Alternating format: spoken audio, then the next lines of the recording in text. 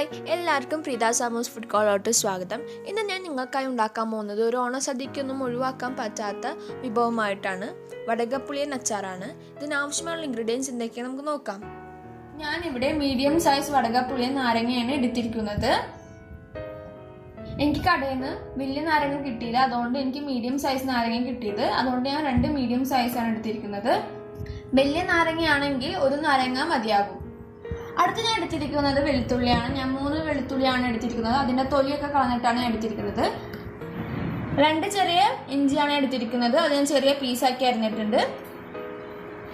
കടുക് ആവശ്യത്തിന്, 1 table spoon ഉലുവാപ്പൊടി, 6 പച്ചമുളക് എടുത്തിട്ടുണ്ട്.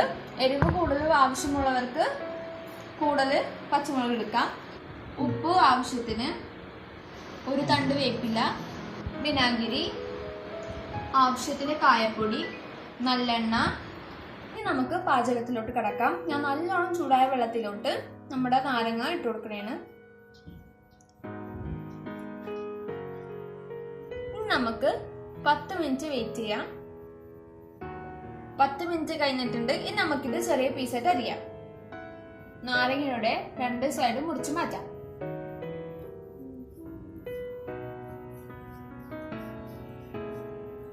നമ്മളിപ്പോൾ 2 സൈഡ് മുറിച്ചിട്ടുണ്ട്. ഇനി നമുക്ക് നടുക്കുന്ന് മുറിക്കാം.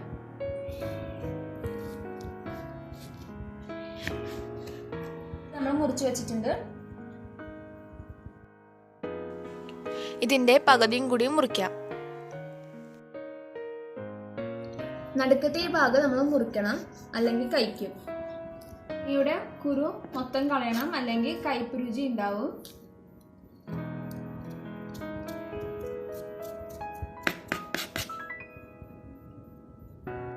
നമ്മുടെ നാരങ്ങ ചെറുതായിട്ട് മുറിച്ചിട്ടുണ്ട്. ഈ സൈസിൽ വേണം മുറിച്ചെടുക്കാൻ. ഇനി ഇതിലോട്ട് 1/2 ടേബിൾ സ്പൂൺ ഉപ്പ് ചേർത്ത് കൊടുക്കാം. ഇത് നന്നായി ഒന്ന് മിക്സ് ചെയ്യാം. നാരങ്ങയുടെ നീരൊക്കെ ഉള്ളതുകൊണ്ട് പെട്ടെന്ന് ആ വെള്ളത്തിൽ തന്നെ മതി. ഞാനിപ്പോൾ ഒരു പാൻ വെച്ചിട്ടുണ്ട്. പാൻ നല്ലോണം ചൂടായിട്ടുണ്ട്. ഇനി നമുക്ക് ഇതിലോട്ട് 5 ടേബിൾ സ്പൂൺ നല്ലെണ്ണ ഒഴിച്ചു കൊടുക്കാം.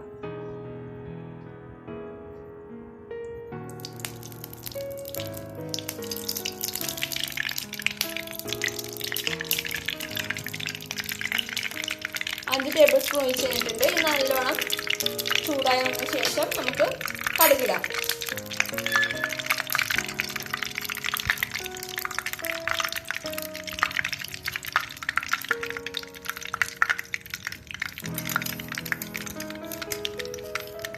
ഒരു ടേബിൾ സ്പൂൺ എണ്ണ നല്ലോണം ചൂടായിട്ടുണ്ട്. ഇനി നമുക്കിതിലോട്ട് 1 ടേബിൾ സ്പൂൺ കടുക് ചേർത്ത് കൊടുക്കാം.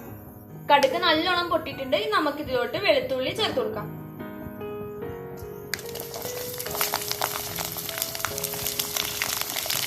ലോ ഫ്ലെയിമിൽ ഇട്ടിട്ട് വേണം ചെയ്യാൻ.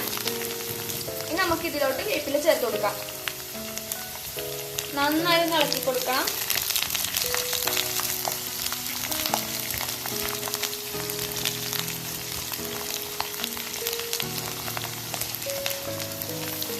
ഒരു മിനിറ്റോളം നമുക്ക് ഇളക്കി കൊടുക്കാം.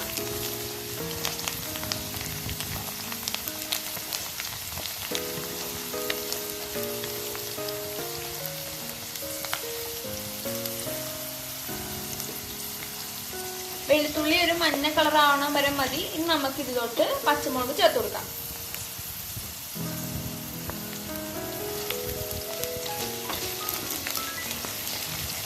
കുറച്ച് ഇഞ്ചിയും കൂടി ചേർത്ത് കൊടുക്കാം. നന്നായി ഇളക്കി കൊടുക്കാം.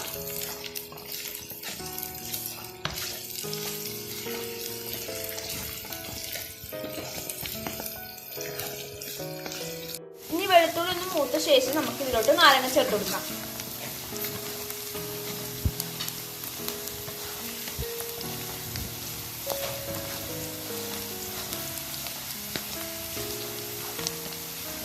നമ്മുടെ നാരങ്ങ ചേർത്ത് കൊടുക്കാം.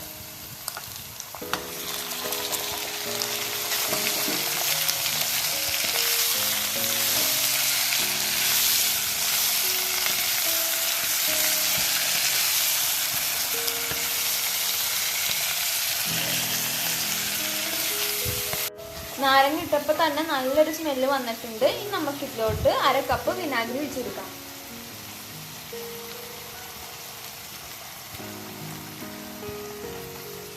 ഇളക്കി കൊടുക്കാം.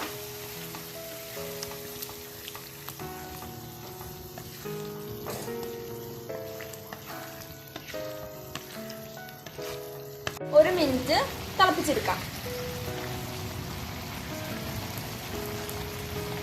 പാകമായിട്ടുണ്ട്. ഇനി നമുക്കിത് ഫ്ലെയിം ഓഫ് ചെയ്തിട്ട് ഇതിലേക്ക് 1 ടേബിൾ സ്പൂൺ കായപ്പൊടി ചേർത്ത് കൊടുക്കാം. ഇതിലേക്ക് ഉലുവപ്പൊടിയും കൂടി ചേർത്ത് കൊടുക്കാം. ഇനി നന്നായി ഇളക്കി കൊടുക്കാം.